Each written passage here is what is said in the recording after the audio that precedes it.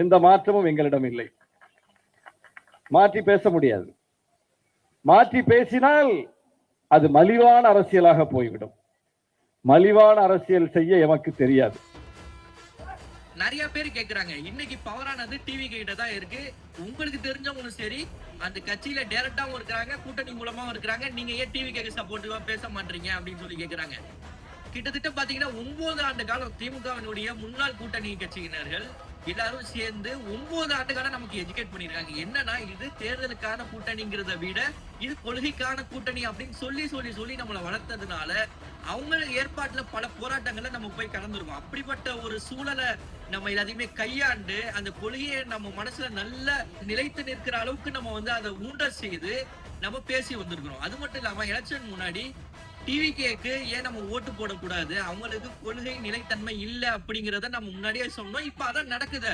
Obviously அதான் நடக்குது. இன்னைக்கு தமிழ் தாய் வாழ்த்த முன்னாடி பாட முடியல. அப்ப மாநில உரிமையை டோட்டலா அவங்க பிஜேபி கிட்ட சரண்டர் பண்ணிட்டு இன்னைக்கு அவங்களுடைய கொள்கையில நிக்கிறாங்க. இப்படிப்பட்ட ஒரு சூழல் இருக்கும்போது அந்த கட்சிகள், அதாவது முன்னாடி திமுக கூட்டணியில இருந்தாங்கல்ல, அந்த கட்சிகள் எந்த கொள்கையை அவர்கள் நமக்கு விதைத்தார்களோ 9 ஆண்டுகளும் அந்த கொள்கை படிச்சு அவங்கள ஃபாலோ பண்ணி அந்த கொள்கையில நம்ம உறுதித்தன்மையோட நிக்கிற டயத்துல அவர்கள் சில அரசியல் சூழல் அந்த ஏற்பட்ட காரணத்தினால அவர்கள் அணிமாறிட்டாங்க. ஆனா அதுக்காக நம்ம அணிமாற முடியுமா?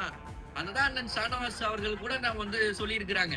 அப்படிங்கும் போது இந்த கொள்கைய தோத்தா இன்னைக்கு நைட்ல இருந்து இதுக்கு முன்னாடி நம்ம எப்படி பேசணுமோ அதை விட பல மடங்கு இன்னும் வீரியமா நான் பேச ஆரம்பிச்சிட்டேன். நமக்கான கொள்கை என்னவோ அந்த கொள்கையில நிலைத்து நின்றாதான் நம்மளுடைய நிலைத்தன்மைக்கு ஒரு பொருள், ஒரு அர்த்தம் நமக்கே சாட்டிஸ்பேக்ஷன் கொடுக்கும். அப்படி இல்லைன்னா அது நமக்கும் கொடுக்காது, சுத்தி இருக்கக்கூடியவங்களும் கொடுக்காது. அந்த கொள்கை நிலைத்தன்மையை இல்லாத ஒரு அரசியல் புரிதல், ஒரு அரசியல் பேச்சு, ஒரு அரசியல் முன்னெடுப்பு அனைத்துமே வீண் என்பதை நான் மீண்டும் தெளிவுபடுத்திக் கொள்கிறேன். ஆட்சி மாறிவிட்டது, காட்சி மாறிவிட்டது, அணிமாற்றம் நடந்து விட்டது.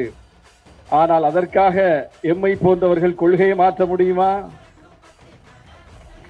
3 மாதத்திற்கு முன்னால் வரை முத்தமிழறிஞர் கலைஞர் வாழ்க, அவர் ஆற்றிய பணிகள் இன்னென்ன என்றெல்லாம் பட்டியல் போட்டு நீட்டி முழங்கிய நாங்கள் இப்போது எங்கள் வாயை பூட்டி வைக்க முடியுமா?